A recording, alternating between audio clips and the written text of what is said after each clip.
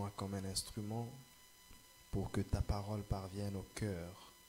Donne-nous le cœur de chair en ôte de nous les cœurs de pierre, l'incrédulité. Au nom de Jésus-Christ.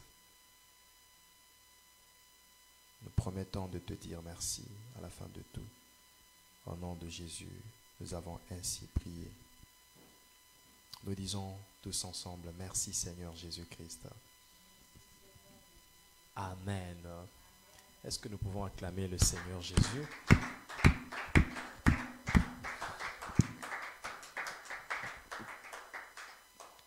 J'aimerais saluer à chacun de vous. Que Dieu bénisse votre présence et je vous souhaite déjà une très joyeuse fête de Pâques. Amen. C'est une très grande joie que de célébrer la Pâques. C'est une très grande joie que de louer Dieu pour son plan merveilleux, le plan de racheter le monde.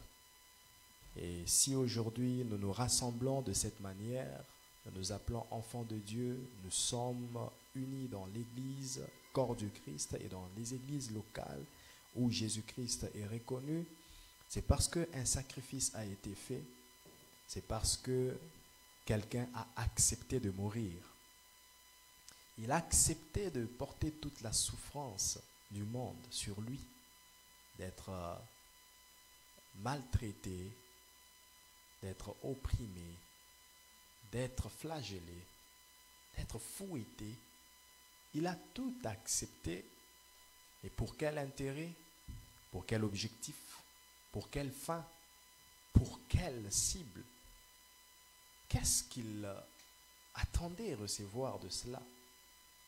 Il n'y avait pas de prix, aucun prix, aucun salaire, aucune récompense qui lui a été promise par rapport à cela. Et il le fait au nom d'une seule chose, l'amour. Il le fait au nom de l'amour. C'est par amour pour lui qu'il est allé sur la croix.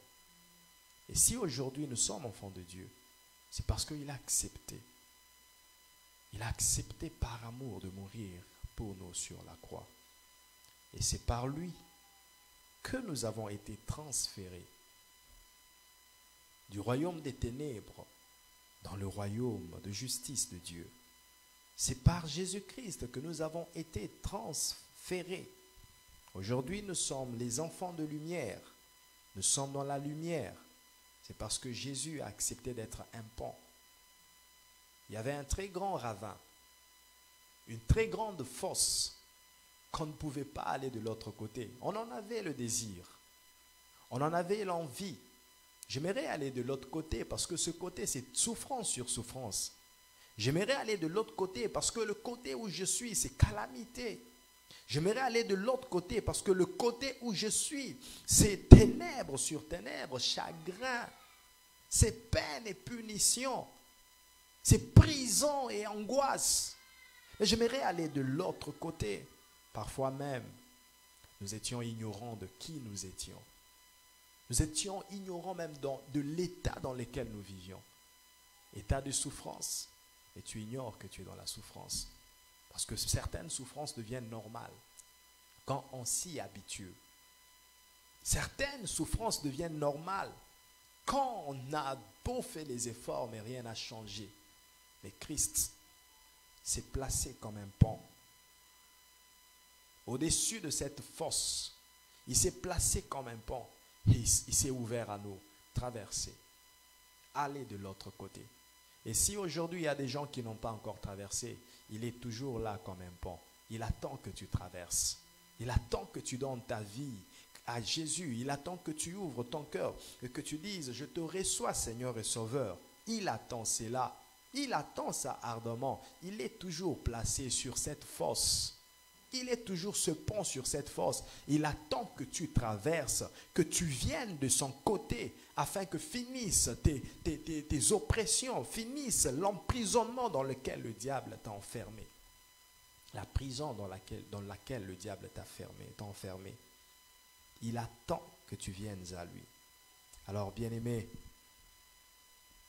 il est temps que tu comprennes que la Pâque, comme le traduit le grec Pessach, Ça veut dire passage. Passage. Passage de la mort à la vie, des ténèbres à la lumière. Passage. Oui. La Pâque, c'est le passage. Voilà pourquoi ce matin, nous allons beaucoup plus parler sur les avantages de la Pâque messianique.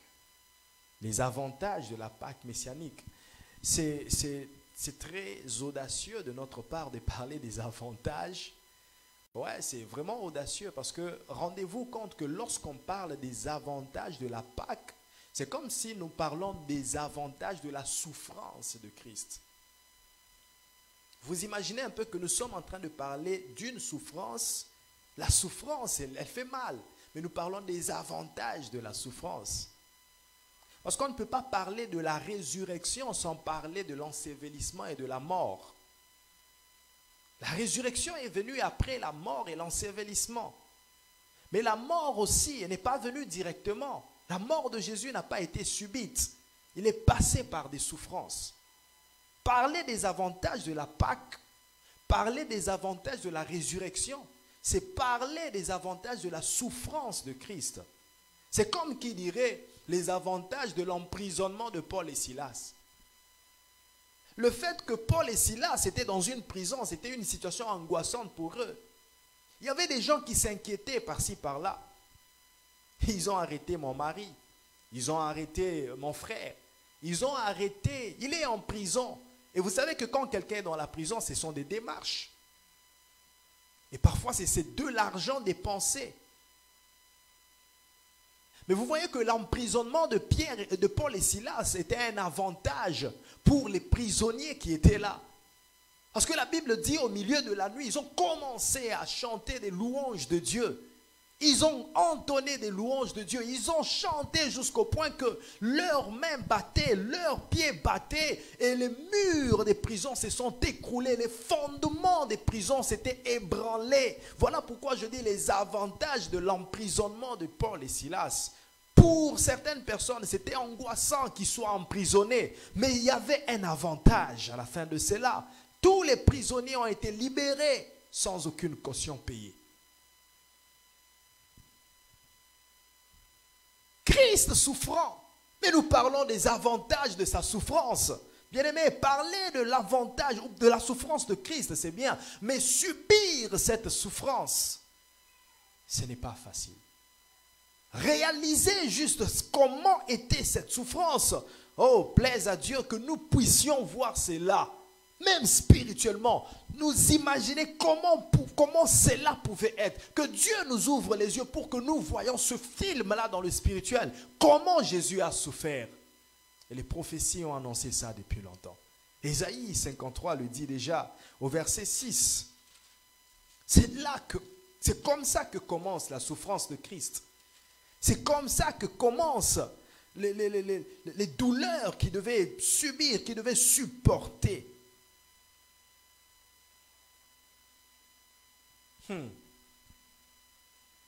Le malheur, la douleur, la souffrance, mais qui nous rapporte à nous un avantage à la fin. Comme un proverbe dit, à quelque chose, malheur est bon. Donc ça veut dire qu'il y a certaines situations malheureuses, mais qui en résultent des bénéfices, qui en résultent des avantages à la fin. Et c'est ici que commence la souffrance de Christ.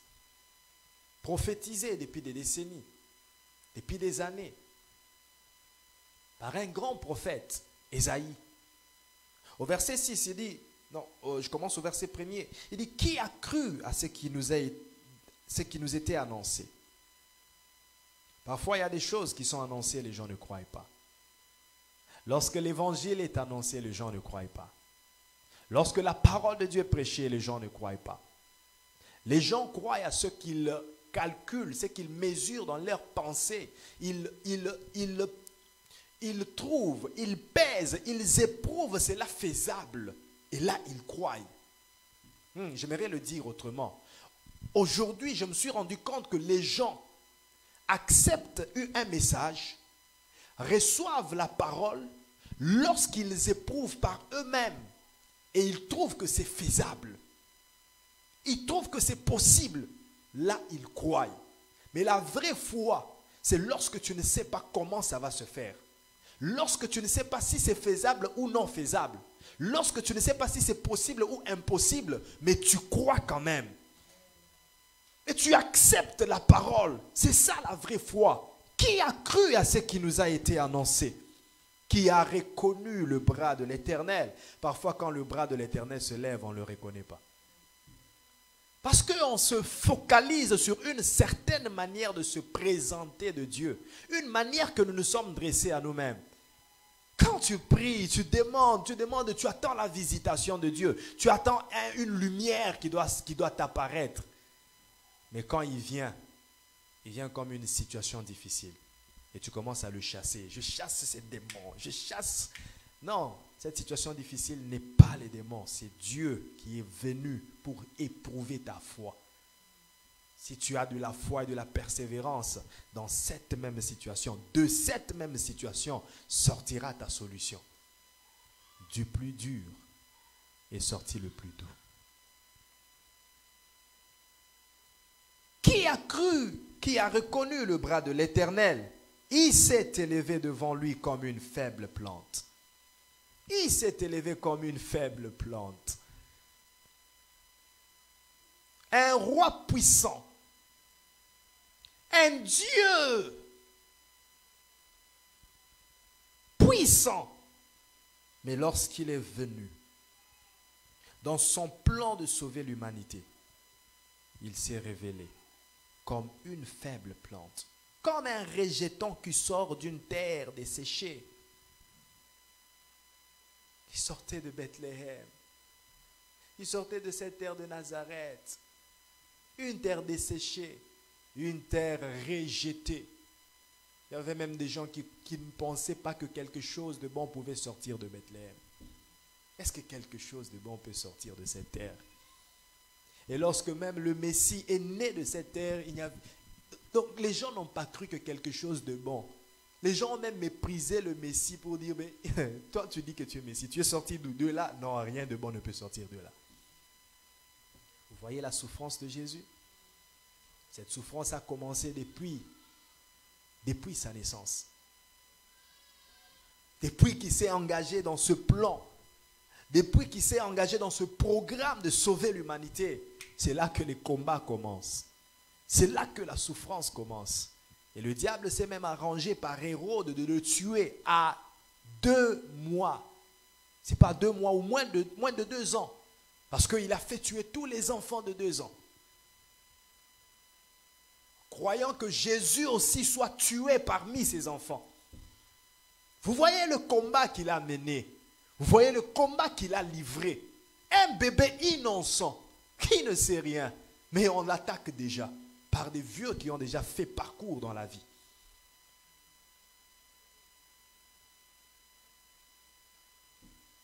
Il s'est levé comme une faible plante. Personne ne lui a donné de la valeur. Personne ne lui a donné de l'importance. Il n'avait ni beauté, ni éclat pour attirer nos regards. Et son aspect n'avait rien pour nous plaire.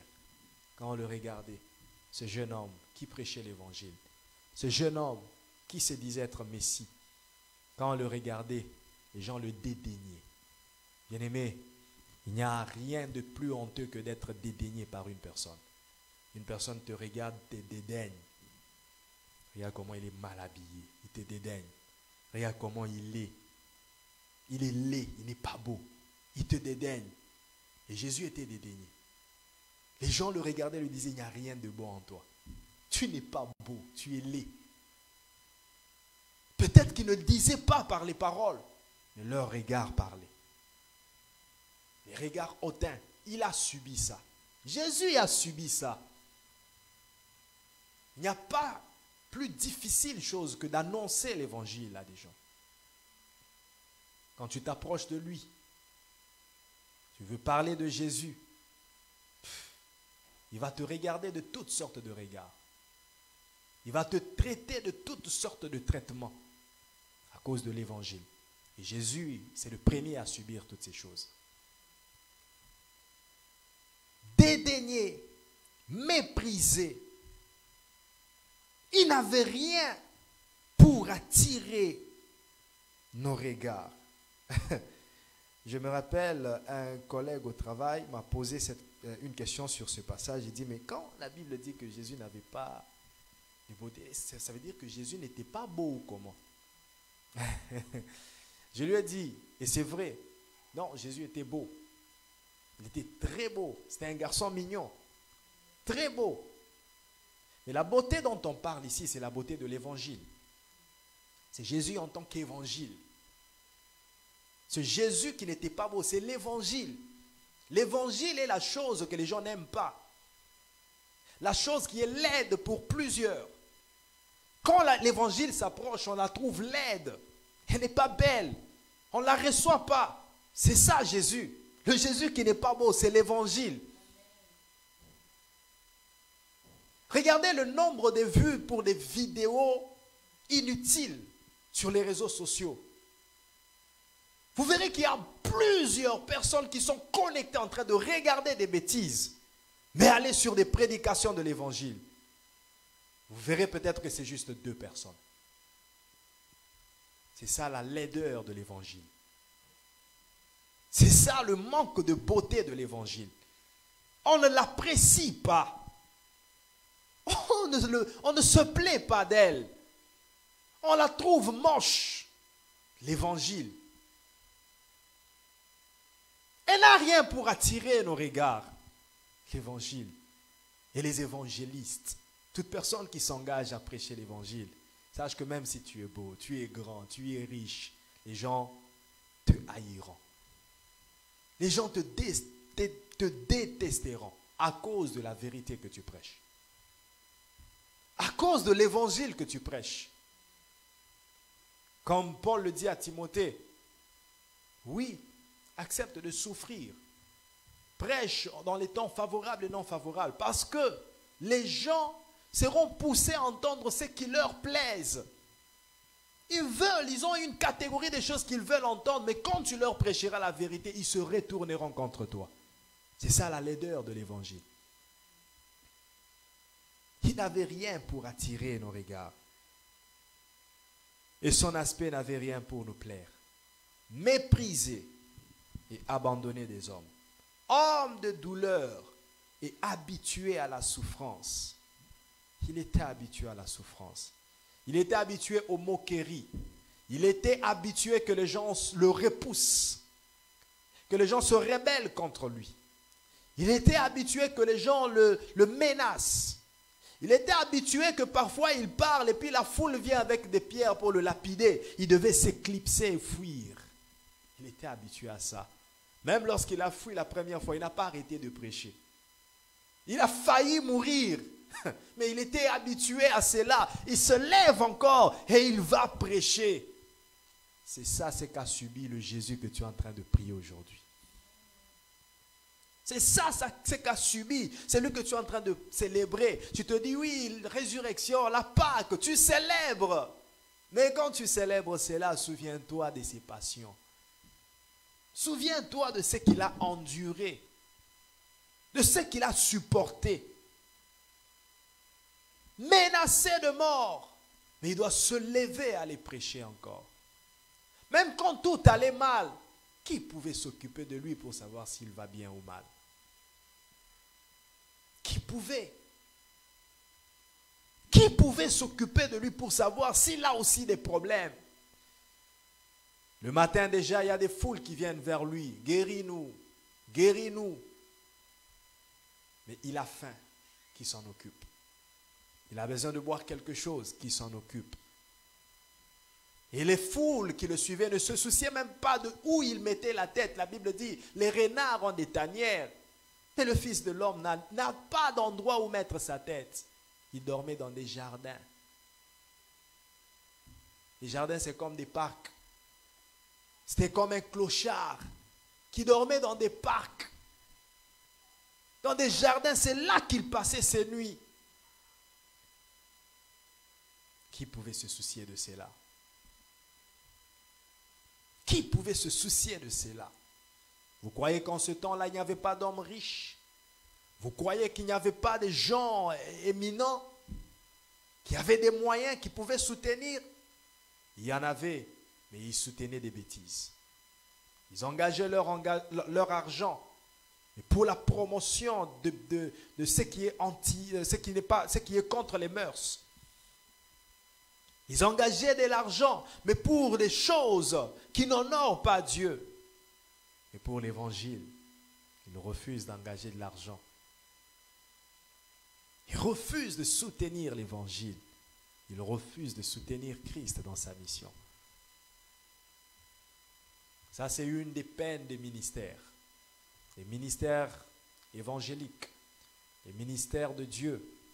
Oui, nous peinons beaucoup de l'assistance et du soutien. Parfois, la vision est là.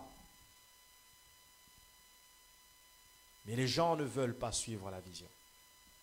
Ils ne veulent pas soutenir la vision. Ils ne veulent pas mettre la main pour que la vision aille de l'avant.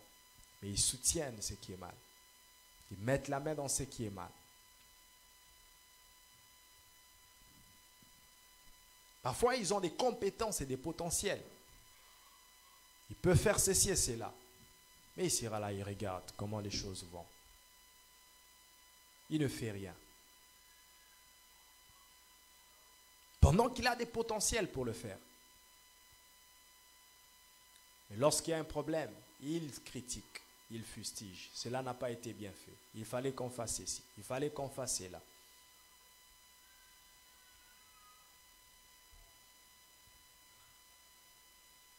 Je vous dis vrai, c'est l'un des très grands problèmes que nous rencontrons dans les ministères. Les gens qui peuvent être disposés de suivre le maître. Et je vous dis vrai, beaucoup de chrétiens aujourd'hui ne sont pas disciples. Ils sont encore dans la foule. Un vrai disciple, c'est celui qui suit le maître, même sans savoir où tu vas. Abraham ne savait pas où il allait, mais il a suivi. Pierre ne savait pas qui il deviendrait, mais il a suivi. Ce qui te fait, c'est quoi? C'est l'orgueil qui est en toi. Tu ne le reconnais pas, mais tu es orgueilleux. Parce qu'aussi longtemps que tu n'as pas suivi celui que Dieu a placé devant toi, tu es orgueilleux. Hier, j'étais en train de prêcher quelque part et j'étais vraiment sidéré. J'étais vraiment vexé hier. J'étais en train de prêcher à partir de réseaux sociaux dans la mission Lumière du Monde du pasteur Christian qui a organisé 14 jours de prière, de réapprendre l'évangile. Et j'ai intervenu hier et j'étais en train d'intervenir et j'ai regardé sur... j'étais en train de vérifier sur mon portail Facebook. J'ai vu qu'il n'y a personne de ceux qui sont censés être mes enfants dans la foi qui étaient connectés. Ah oui, personne. Il n'y a que ma femme qui s'est connectée et puis elle s'est connectée aussi en retard. J'ai dit, ah gloire à Dieu, merci quand même chérie, tu es là.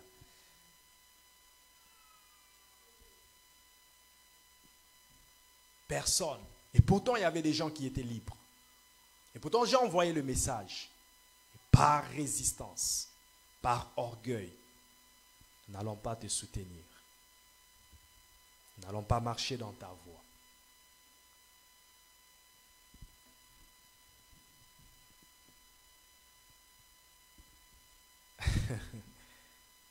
C'est ça. Un disciple, c'est celui qui a appris à suivre les traces du maître. Où tu iras, c'est où j'irai. Tu t'arrêtes, nous nous arrêtons. Tu dis I, nous disons I. Tu dis A, nous disons A. C'est ça un disciple. Tu ne changeras pas la parole de Dieu. Tu ne changeras pas la parole de Dieu. Et n'oublie pas que ce n'est pas toi qui décides. Ce n'est non plus pas moi qui décide. Mais c'est Dieu qui décide. Alors si ce que je dis est faux, les résultats feront cesser les contestations. Parce que Dieu ne changera pas. Dieu ne changera pas. Soit tu t'amendes et tu suis le maître. Soit tu es dans la catégorie des rebelles qui se sont opposés à Moïse, mais qui ont subi des conséquences néfastes. La plus grande peine que nous avons parfois dans le ministère, c'est ça. Comme je le disais à moi-même, je disais, rassemblez les gens. c'est une chose très facile. Mais le plus difficile dans le ministère pastoral, c'est de prendre une personne et de la transformer pour qu'elle soit exactement ce que tu veux qu'elle soit. Et c'est ça qui doit être fait à l'Église. Les gens qui viennent avec certaines considérations, mais quand ils arrivent, tu transformes, tu lui dis, voilà comment tu dois être sur base de la parole de Dieu. Et il change exactement. C'est ainsi que tu vois une personne comme Pierre. Il abandonne la pêche. Il abandonne la pêche et commence à suivre Dieu. Parfois nous lisons, mais réalisons comment ça a été. Il abandonne la pêche. Et les disciples d'aujourd'hui, je suis disciple. On a réunion à 15h. Pasteur, je devais sortir, aller. Un vrai disciple, il abandonne ce qu'il devait faire. Il dit, je serai là à 15h. Ne vous trompez pas. Ne vous y trompez pas. La pratique de la parole de Dieu, elle est moindre aujourd'hui. Il y a des choses qu'on entend. On se réjouit de les entendre. Et pour les mettre en pratique, on projette toujours à demain. On trouve toujours des excuses. Et ça, c'est une peine. Jésus a été habitué à ça. Il pouvait prêcher et tout le monde le fuit. Les 70 partent. Ça lui fait mal. Qu'est-ce que j'ai dit de mal? Qu'est-ce que j'ai fait de mal? J'ai juste prêché. J'ai juste dit la vérité. J'ai juste dit les choses que Dieu a mis en moi. Dire que je suis le corps et le sang, vous devez manger et boire. Et ils se rebellent, ils s'en vont. Ils devaient supporter tout cela. Ça, c'est la souffrance. Célébrer la Pâque, c'est célébrer toute cette souffrance. C'est célébrer toutes ces émotions difficiles que Jésus pouvait ressentir. Tous ces sentiments qui étaient choqués. Toutes ces instabilités qu'il a rencontrées dans son ministère. C'est ça, c'est que tu célèbres dans la Pâque. C'est ça, c'est que tu célèbres. La résurrection dont nous parlons découle d'abord d'une souffrance. Des attaques des pharisiens. Des attaques des sadducéens. Peux-tu réaliser que tu es là, tu vis calmement, et des gens qui se conviennent, qui s'entendent, qui se complotent et qui disent allons le tester, allons l'éprouver. Ils viennent avec une question juste pour t'éprouver, pour te déstabiliser. Et Jésus a connu tout ça. Il pose une question pour juste avoir une parole. Une simple parole qui leur servira d'aller l'accuser. C'est tout ce qu'il voulait. Ils l'ont tendu toutes sortes de pièges. Et tout ça, il le vivait jour après jour. Il le vivait jour après jour. Gloire. Jour après jour, il subissait cela. Il vivait cela. Il supportait cela. Homme de douleur, habitué à la souffrance. Homme de douleur, habitué à la souffrance. Il priait de nuit, il priait le jour. Il n'avait pas le repos. Il s'est sacrifié pour les gens qui l'accusaient, les gens qui le piégeaient. Et c'est pour eux qu'il priait la nuit. Il ne priait pas parce qu'il avait envie de prier, mais il priait parce qu'il devait se recharger. Il devait recharger la puissance en lui pour aller guérir les malades. Les mêmes malades qui ont crié après, nous voulons Barabbas et que Jésus soit crucifié. Toute cette douleur. Voilà pourquoi quand il est allé à Gethsémane, il a dit, mais Seigneur, j'ai souffert. J'ai supporté l'ignominie. J'ai supporté la raillerie. J'ai supporté toutes sortes de peines. Et pour ces gens qui vont me livrer par eux-mêmes, Seigneur, ôte de moi cette coupe. Si tu peux, ôtez seulement cette coupe. Il a prié jusqu'au point que la sueur qui tombait était comme les grumeaux de sang. Parce que c'était cruel. Émotionnellement, c'était cruel. Il ressentait ça en lui. homme de souffrance. Un homme de douleur habitué à la souffrance. Quelles sont les souffrances qu'il n'a pas souffert? Quelles sont les souffrances qu'il n'a pas rencontrées? Et célébrer la résurrection doit nous faire penser à tout cela. Doit nous faire penser à toute cette souffrance. Semblable à celui dont on détourne le visage, c'est ce que je disais. Tu le regardes, yépé, yépé nan. Ah oui. Tu le regardes et tu ne lui donnes pas la valeur. À cause de l'œuvre qu'il est en train de faire. Semblable à celui dont on détourne le visage, nous l'avons dédaigné. Nous n'avons fait de lui aucun cas. Cependant, ce sont nos souffrances qu'il a portées. C'est de nos douleurs qu'il s'est chargé. Et nous l'avons considéré comme puni, frappé de Dieu, humilié. Mais il était blessé pour nos péchés, brisé pour nos iniquités. Le châtiment qui nous donne la paix est tombé sur lui. Si nous avons la paix aujourd'hui, c'est parce qu'il a porté ce châtiment. Si nous sommes délivrés aujourd'hui, c'est parce qu'il a porté ce châtiment. Si nous sommes bénis aujourd'hui, c'est parce qu'il a porté ce châtiment. Le châtiment dont nous jouissons, des bénéfices que nous jouissons aujourd'hui est tombé sur Jésus. Si nous parlons des avantages de la résurrection, c'est parce qu'il y a un châtiment qui est tombé sur Jésus. Ressuscité, il nous ressuscite. Mais avant de nous ressusciter, il est passé par un châtiment. S'il a délivré tout ce qui t'appartenait, mais qui était prisonnier entre les mains du diable, c'est parce qu'il devait subir ce châtiment. Sans ce châtiment, il n'y aurait pas eu de délivrance. Il n'y aurait pas eu de libération de ton mariage. Il n'y aurait pas eu de libération de ton visa. Il n'y aurait pas eu de libération de ta santé. Il n'y aurait pas eu de libération de ta richesse. Cette libération est venue du châtiment qu'il a porté sur ses épaules. Sur ses épaules, une lourde croix, un bois lourd qu'il portait. Physiquement, les gens voyaient ce bois, mais spirituellement, c'était tous les excréments de nos péchés, toute cette saleté de nos péchés qui était sur lui. C'était cette fosse septique. Oui, la fosse septique était sur Jésus. Jésus était comme une personne, on a pris les excréments de la fosse septique et on a jeté sur lui, afin qu'il pue, afin qu'il soit sale. Il avait ça sur lui, pas les péchés qu'il a commis, et nos péchés à nous. Nos péchés à nous. Gloire.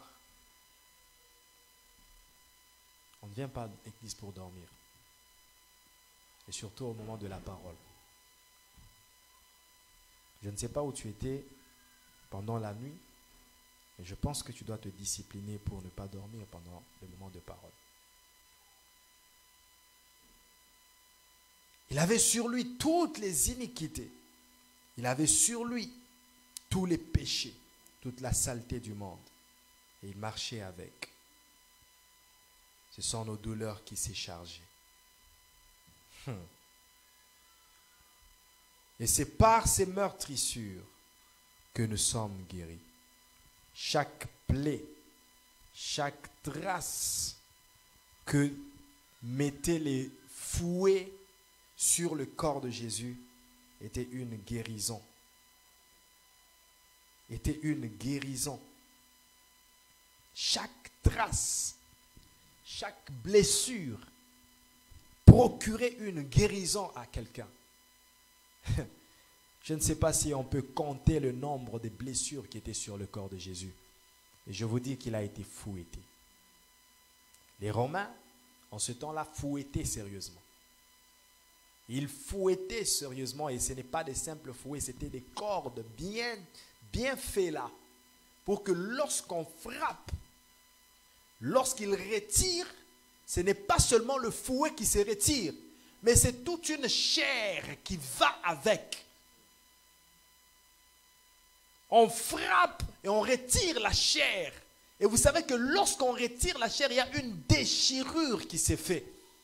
Et lorsqu'il y a déchirure, la douleur se fait sentir jusqu'au cœur.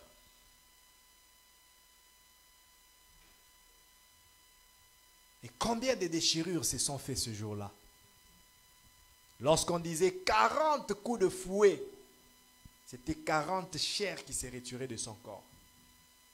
Et parfois le fouet revenait sur la même place qui était déjà frappée. Ça veut dire revenait sur la blessure. Voyez-vous combien Jésus a souffert?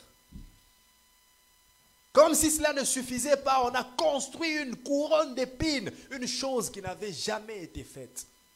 Je ne sais pas qui a eu cette inspiration. Une couronne d'épines. Et puis on l'a enfoncé comme un chapeau. Ça blessait. Ça pénétrait dans sa chair. Mais il forçait. Et tout ça, le sang coulait. Jésus était un homme fort, humainement parlant. Parce que cet écoulement du sang, cette hémorragie, beaucoup de gens seraient déjà morts pas plus de 20 minutes. Mais le sang coulait. Et il continuait. Il continuait à supporter. Le sang coulait, mais il continuait à supporter. Comme si cela ne suffisait pas. Il fallait cracher sur lui. Ceux qui insultaient, insultaient. Ceux qui crachaient, crachaient. Et vous savez que quand des gens crachent sur une personne, c'est avec des insultes. Toi, tu crois aussi être Messie. Tu crois être notre Dieu. Tu crois être notre maître. Pouah. Il crache sur lui.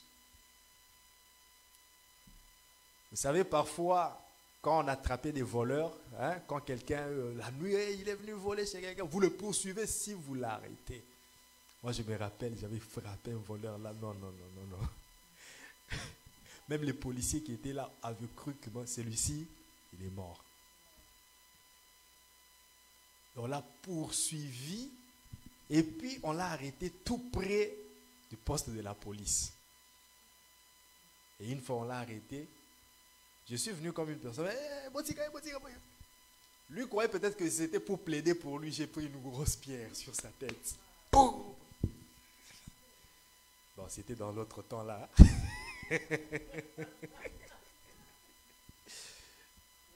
Il y a des gens comme ça. Il vient comme si, Maoué, pendant que Jésus regardait, celui-ci au moins il a compassion de moi, siffle. Il y avait ceux qui crachaient, ceux qui giflaient, ceux qui insultaient. Toute cette souffrance, c'était sur lui. Il devait supporter. Il avait un objectif, que j'arrive jusqu'à la croix. Il avait un objectif. Après la croix, il y a ce qui m'attend, l'ensevelissement. Et après l'ensevelissement, il y a la résurrection. Et la résurrection veut dire revivre de joie. Retrouver la joie perdue. La Pâque veut dire retrouver la joie perdue. Aujourd'hui, nous célébrons la Pâque parce que Jésus va permettre que tu retrouves la joie perdue. Nous célébrons la Pâque parce que Jésus va permettre que tu retrouves ce que tu avais perdu. Cette paix qui n'est plus dans ta famille, tu vas la retrouver avec Jésus ressuscité. Les finances qui étaient perturbées, tu vas retrouver la stabilité financière avec Jésus qui est ressuscité. Et bien aimé, je viens vous prêcher un Jésus ressuscité, pas selon une adaptation humaine, mais selon le plan merveilleux de Dieu. Jésus n'est pas une Pâque fabriquée par les hommes. Jésus n'est pas une solution adaptée par les hommes. Vous savez, il y a certaines solutions. Dernièrement, mon auto dérangeait, il y a un pneu arrière qui dérangeait. À chaque fois que je venais le matin, je trouvais toujours le pneu était down. C'est-à-dire qu'il y avait quelque chose qui était rentré dans le pneu. Je n'ai pas changé de pneu. Mais qu'est-ce que j'ai fait? Je suis allé chez le mécanicien. Il a fait sortir l'épine qui était entrée. Et puis, je l'ai vu prendre quelque chose comme du caoutchouc. Il a ligoté ça sur un morceau de fer. Il a inséré dans le lieu où il avait retiré l'autre épine. Et puis, il a enfoncé cela. Ça a couvert cet endroit-là. C'est une adaptation. Il n'a pas fabriqué un autre pneu, mais il a juste adapté. C'est ce que Dieu a voulu faire. Parce que la Pâque n'a pas commencé, la première Pâque. Ouais, je vous le dis, spirituellement parlant, la première Pâque n'a pas commencé avec la traversée des enfants d'Israël, la sortie des enfants d'Israël en Égypte. La première Pâque, c'est lorsque Dieu a cousu un morceau de peau d'animal pour l'homme et la femme qui avaient péché. La Pâque, c'est le fait de quitter de la nudité au revêtement. C'était la première Pâque. Il les a fait quitter de la nudité au revêtement. Parce que Pâque, c'est quoi? C'est Pessah, passage. Ils sont passés de cet état de culpabilité à un état de conscientisation, à un état d'espoir pour se dire, au moins il ne nous a pas rejetés. Nous devrions mourir. Le diable nous a menti. Mais Dieu, par son amour, il nous a fait quitter de cet état de nudité, de cette honte. Nous nous sommes rendus compte que nous sommes nus. Nous avons honte, nous nous cachons. Mais par son amour, il a cousu un vêtement fait d'une peau d'animal et il les a revêtus.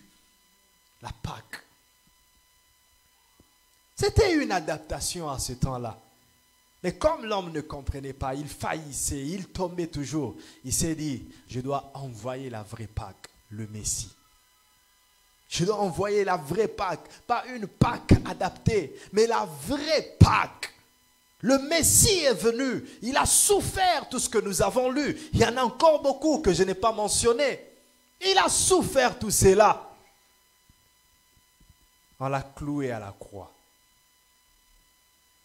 Il avait peur. Il avait vraiment peur. Pourquoi? Parce qu'il s'est établi une rupture entre lui et Dieu. En ces instants-là.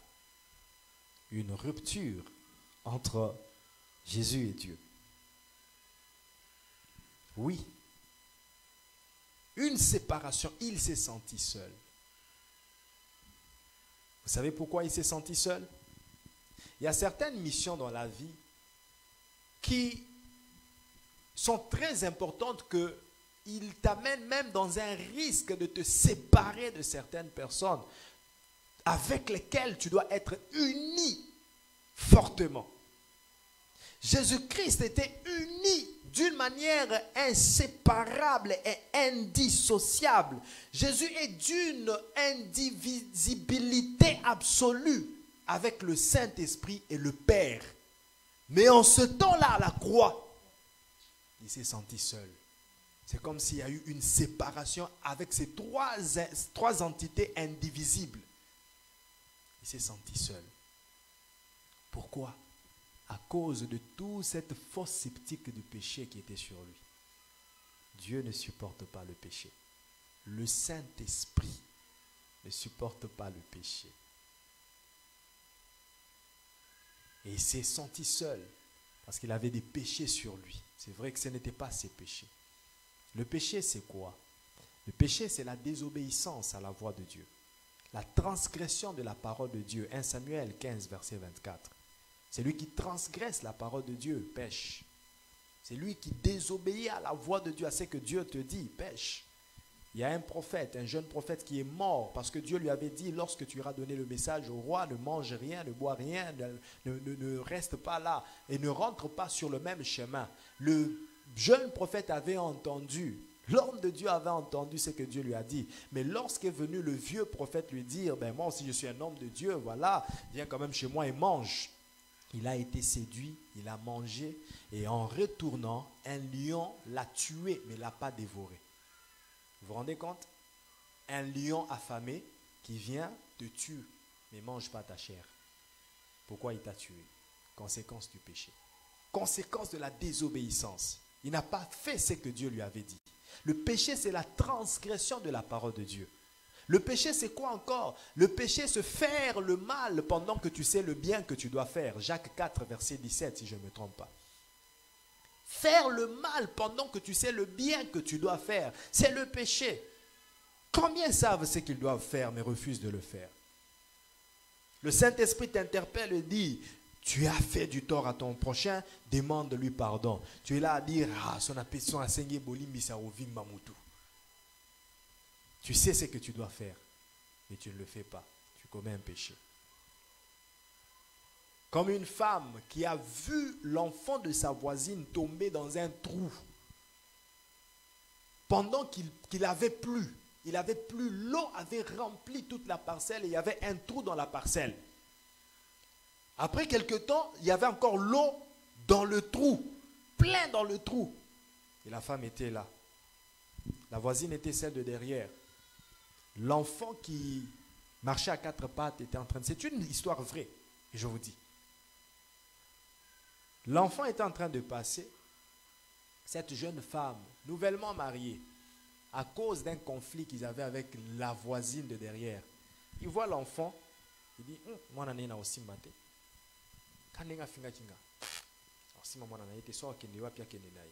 Et l'enfant s'est dirigé vers le trou. Il est tombé dans le trou. Elle a vu. Et quand l'enfant est tombé, elle s'est comme réveillée. Elle a paniqué. Elle est rentrée dans la maison. On a cherché l'enfant. Personne n'a su qu'elle avait vu. Mais Dieu le savait. Elle savait ce qu'elle devait faire de bien. Mais elle ne l'a pas fait.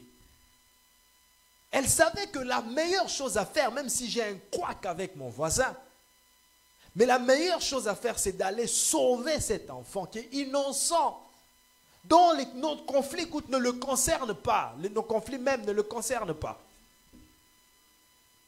Mais elle a laissé l'enfant. Vous savez quoi? Elle a beau chercher à avoir des enfants. La stérilité. La stérilité. Et finalement, comme l'homme pose des actions et puis oublie ce qu'il a fait, il a commencé à chercher la face de Dieu. Seigneur, pourquoi? Seigneur, pourquoi? Heureusement pour elle, un prophète lui dit, mais ce que je suis en train de voir, c'est terrible. Est-ce que tu as eu à tuer? Tuer? Oui. Dieu me fait voir que tu as commis un meurtre. Comment un meurtre? Non, je n'ai jamais tué.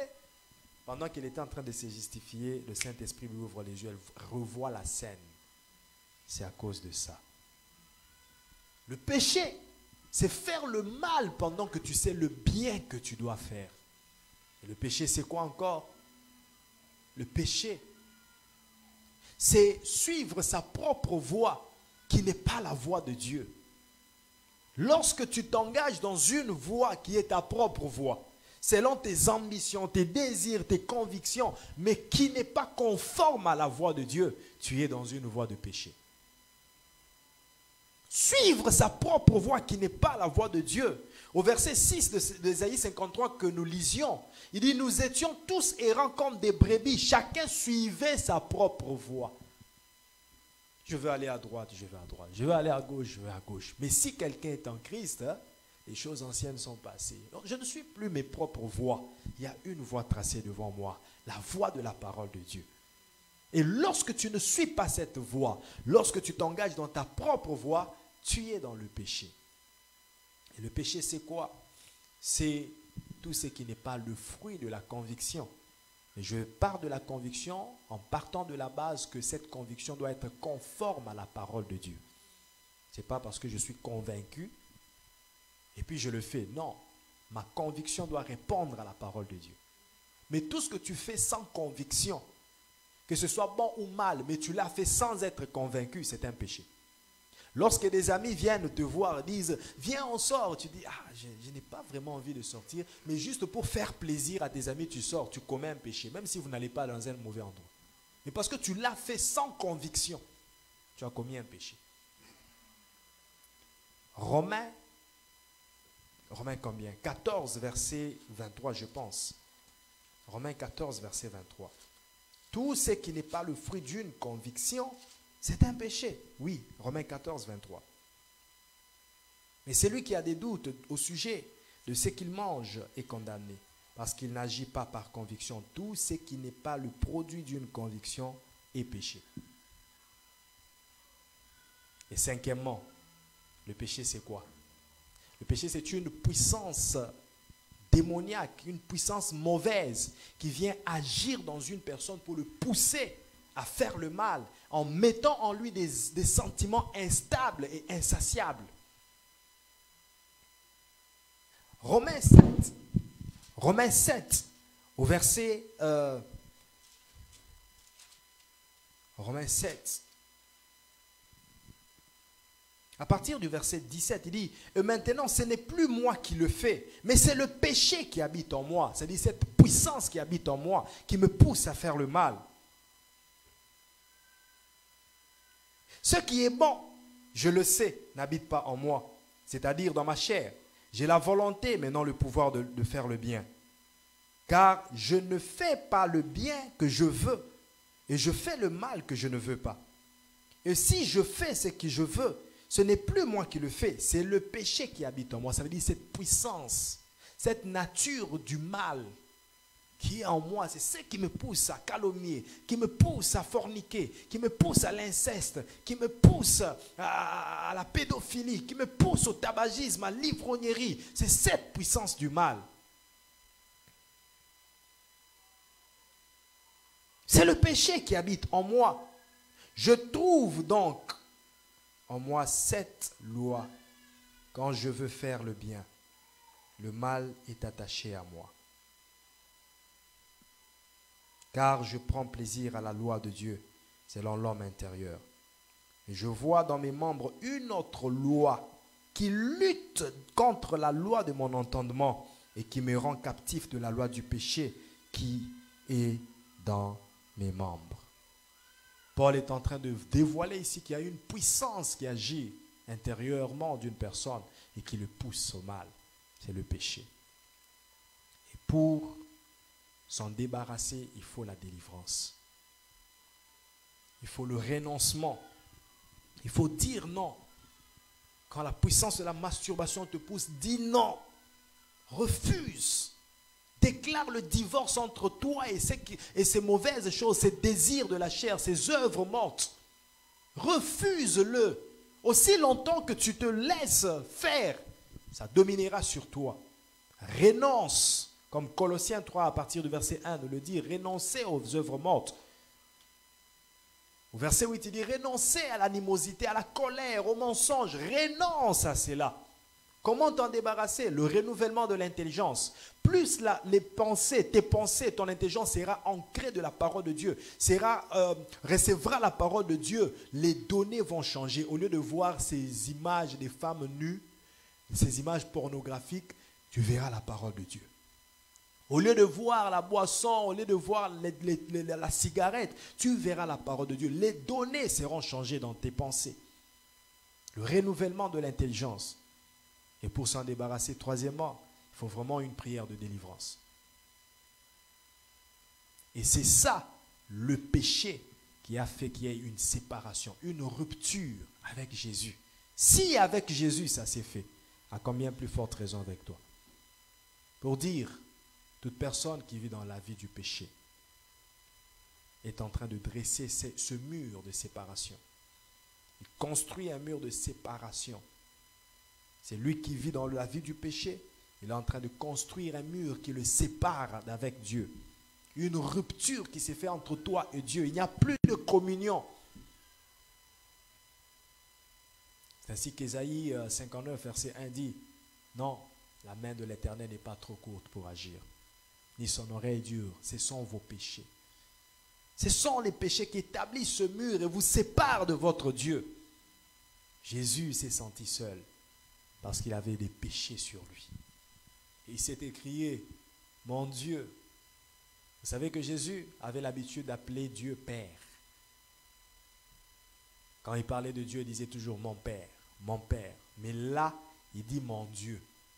C'est-à-dire, il est dans une situation vraiment chaotique. Il se dit, mais attends, est-ce qu'il est toujours Père pour moi? Même s'il n'est pas Père, laisse-moi qu'il soit quand même mon Dieu. Même s'il m'a rejeté en tant que fils, laisse que je sois quand même sa créature.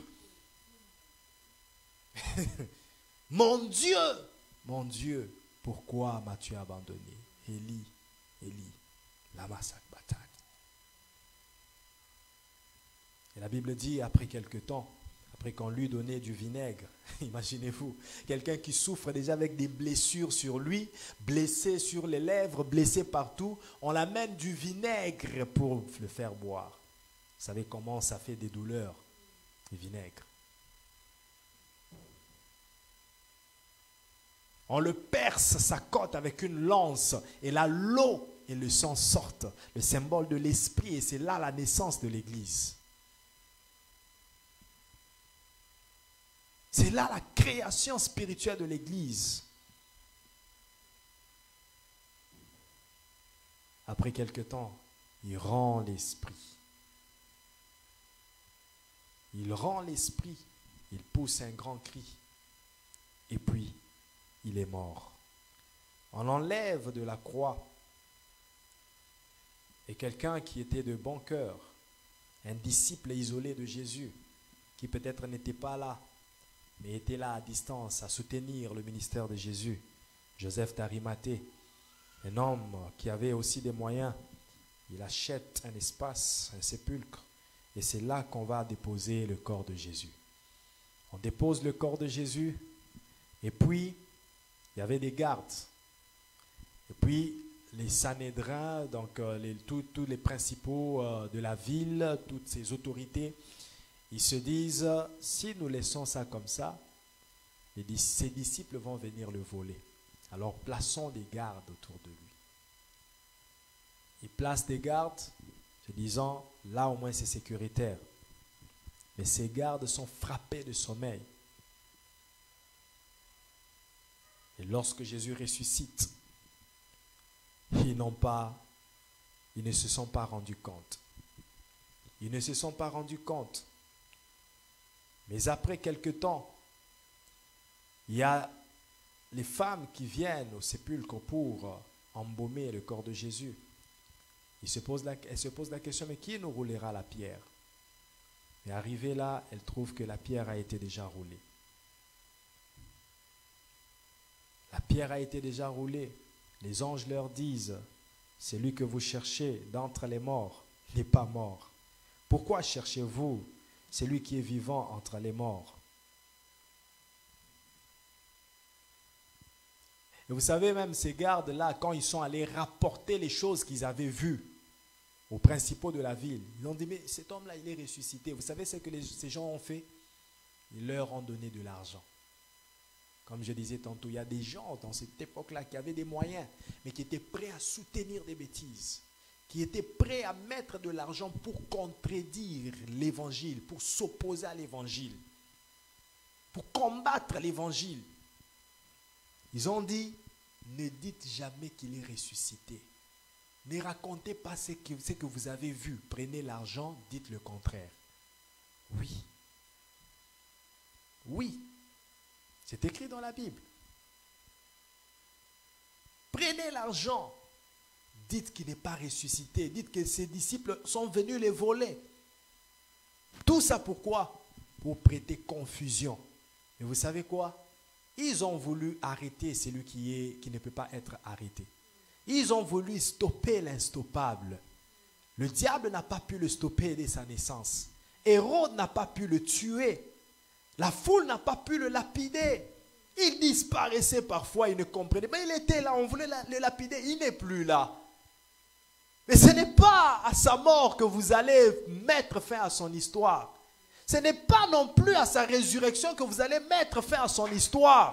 Si nous prêchons Jésus ressuscité aujourd'hui, c'est parce qu'il est ressuscité. Malgré qu'ils ont voulu contredire l'histoire, malgré qu'ils ont voulu faire taire l'histoire, Jésus est ressuscité, sa renommée se répandait et aujourd'hui, elle est répandue partout dans le monde. Voilà pourquoi aujourd'hui aussi, nous prêchons un Jésus ressuscité.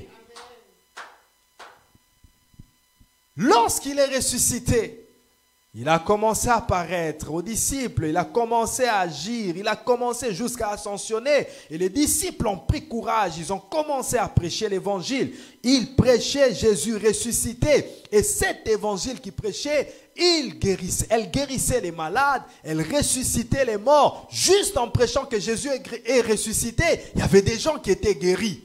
Parfois, je ne viendrai pas te prêcher sur la guérison, mais je te prêche seulement sur la résurrection de Jésus. Mais cette résurrection rencontre ton problème, parce que la Pâque veut dire le passage. Pendant que je prêche la résurrection, tu quittes la pauvreté, tu entres dans la richesse. Tu quittes la maladie, tu entres dans la guérison. Je n'ai pas besoin de connaître ton problème, mais j'ai besoin de t'annoncer la solution. C'est la résurrection de Jésus-Christ. Même si je ne connais pas ton problème, j'ai une solution qui est adaptée à tous ces problèmes. C'est la résurrection de Jésus-Christ. C'est la Pâque qui te fait quitter un côté négatif et t'amène au côté positif. Que le passage se fasse aujourd'hui dans ta vie. Que le passage se fasse aujourd'hui dans ta vie. Ce problème ne sera plus nommé problème parce que la solution est là aujourd'hui. La solution est là aujourd'hui. La Bible nous montre dans Actes chapitre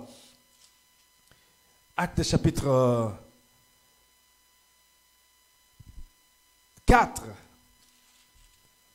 D'abord au verset 1er jusqu'à 4, la Bible dit « Tandis que Pierre et Jean parlaient au peuple, survinrent des sacrificateurs, le commandant du temple et les Sadducéens, mécontents de ce qu'ils enseignaient le peuple et annonçaient en la personne de Jésus la résurrection des morts. » Les apôtres étaient en train de parler de la résurrection. Jésus qui est ressuscité ressuscite les morts. Ils étaient mécontents. Sache bien que le message de la résurrection de Christ va inquiéter le monde des ténèbres, va inquiéter les gens. Ils ne voudront pas l'entendre, ils ne croiront pas. L'évangile, je t'ai dit, c'est quelque chose qui ne plaît pas à tout le monde. C'est quelque chose qui ne plaît pas à tout le monde. Ils mirent la main sur eux et ils les jetèrent en prison à cause de l'évangile. Vous voyez, Jésus finit de souffrir. Ceux qui s'engagent aussi à le servir, ils commencent leur souffrance.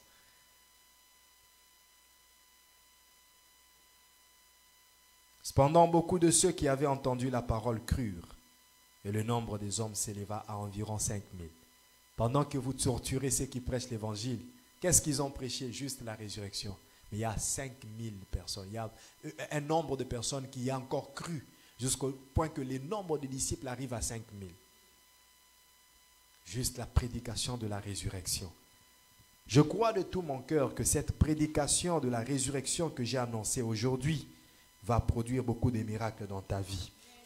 Oui, si seulement tu as la foi, que cela se fasse dans ta vie au nom de Jésus.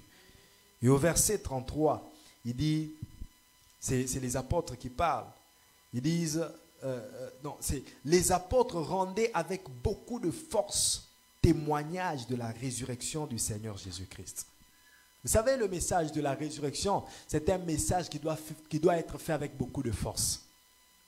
Lorsque tu rends grâce à Dieu pour la résurrection, fais-le avec beaucoup de force.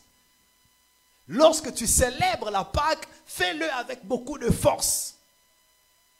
Même si on a interdit les rassemblements, tue la chèvre dans ta maison. Avec ton mari, ta femme et tes enfants, mangez, célébrez, fêtez. C'est une grande fête. Elle doit être faite avec beaucoup d'animation, avec beaucoup de force. Les apôtres rendaient avec beaucoup de force témoignage de la résurrection du Seigneur Jésus-Christ. Le jour de la Noël, ce n'est pas Noël. Qui t'a dit que la nativité de Jésus-Christ, c'est Noël? Tu as acheté un nouveau vêtement, tu as décoré ta maison, tu as préparé. Quelle grande fête! Une fête de l'ignorance. Voici la fête. La fête qui doit être célébrée, c'est la Pâque. C'est la résurrection de Christ. C'est cette fête qui nous amène au salut. Vous vous rendez compte que Dieu lui-même n'a pas accordé beaucoup d'importance à la nativité. Parce que dans la Bible, ce n'est pas précis. La période de la nativité n'est pas précise. Mais la période où nous célébrons la Pâque, elle est quand même approximative. Il n'a plus à Dieu de nous révéler les moments approximatifs de la Pâque, mais non de la nativité. Pourquoi? Parce que la nativité à elle-même, elle ne donne pas le salut. C'est la mort et la résurrection qui donnent le salut. Avec force. Je prêcherai la résurrection avec force. Je célébrerai la résurrection avec force. Oui, bien-aimé, c'est une fête qui doit être célébrée. Prépare, mange, fête chez toi à la maison, danse pour Dieu, loue-le. Crée cette atmosphère d'adoration, de louange dans ta maison. Quand tu rentres là, mets de la musique, célèbre. Même si tu ne reçois personne, mais célèbre. Ça, c'est plus que les anniversaires. C'est plus que les mariages. C'est plus que toutes les fêtes que nous célébrons. La Pâque, le passage. Amen, amen, amen. Amen, amen, amen. Bien-aimé, laisse que cette parole ramène encore la joie dans ta vie. Que la Pâque te fasse retrouver la vie, te fasse retrouver la joie, te fasse retrouver la paix, le bonheur perdu. Que la Pâque te fasse retrouver tout ce que tu avais perdu. Qu'elle te fasse retrouver cela. Au nom puissant de Jésus-Christ. Est-ce que nous pouvons acclamer Jésus? Célébrer Jésus avec les acclamations. C'est lui qui est notre Pâque. C'est lui qui est notre Pâque. C'est lui qui est notre Pâque. C'est lui qui est notre Pâque. Tenons-nous debout et acclamons-le. Célébrons-le. Célébrons Jésus notre Pâque. Célébrons Jésus notre Pâque. Acclame-le. Célèbre avec des cris de joie. Alléluia. Et alléluia. Acclame, acclame, acclame, acclame, acclame. Tu es en train d'acclamer Jésus-Christ. Lui, la résurrection. C'est lui qui rend la résurrection possible. Aujourd'hui, c'est possible de ressusciter. Même si tu meurs physiquement, c'est possible de ressusciter parce que Jésus, c'est la résurrection. Même s'il y a les membres de ton corps qui sont morts, il y a les organes qui sont morts, il ressuscite.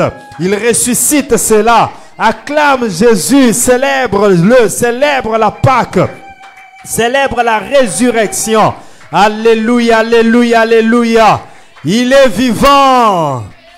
Il est vivant. Il est vivant. Avec beaucoup de force, il est vivant. Avec beaucoup d'énergie, il est vivant.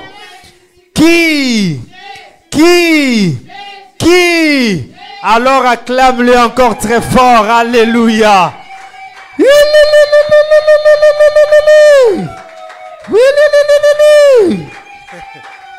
Yes.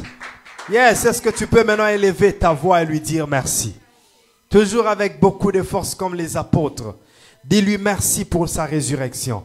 Dis-lui merci pour ce plan qu'il a suivi à la lettre. Il ne s'est pas découragé. Il n'a pas abandonné. Il est allé jusqu'à la fin pour que toi et moi nous soyons sauvés. Rends-lui grâce. Dis-lui merci pour sa résurrection, pour sa passion, pour sa mort, pour son ensevelissement, pour ses souffrances. Nous en tirons bénéfice aujourd'hui. Nous en tirons bénéfice aujourd'hui. Nous en tirons avantage aujourd'hui. Nous retrouvons la vie aujourd'hui. Nous retrouvons la paix aujourd'hui. Nous retrouvons la stabilité aujourd'hui.